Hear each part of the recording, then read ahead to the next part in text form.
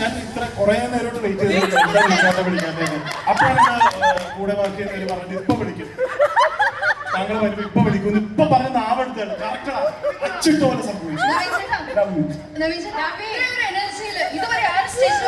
അല്ല ഒന്നും കഴിച്ചിട്ടില്ല അതാണ് ഈ പറയുന്നത്. വിശന്നിട്ട് വിഷയം ഇപ്പൊ തന്നെ ഭക്ഷണം തീരാറായി എന്ന് പറയുന്നു.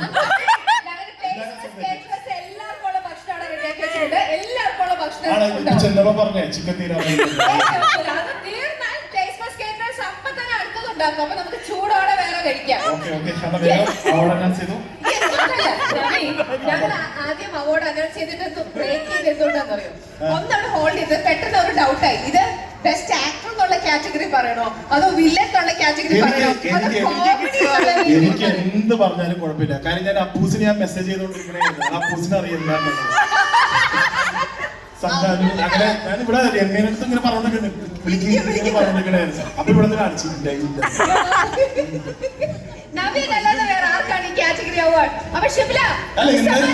എന്താണ് എന്താണ് അവാർഡ്? എന്താണ് ഓ കലക്കി. പിന്നെ തീർച്ചയായിട്ടും കൊടുക്കുമ്പോളെ എന്ത് തീർച്ചയായിട്ടും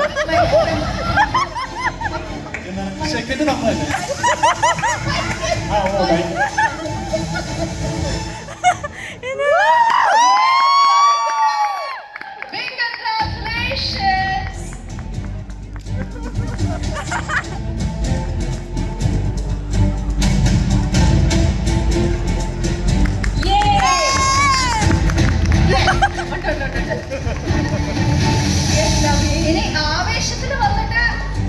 അല്ല എനിക്ക് ഇത് കഴിഞ്ഞ എനിക്ക് തിരുവനന്തപുരത്തോട്ട് പോകണ്ടാണ്.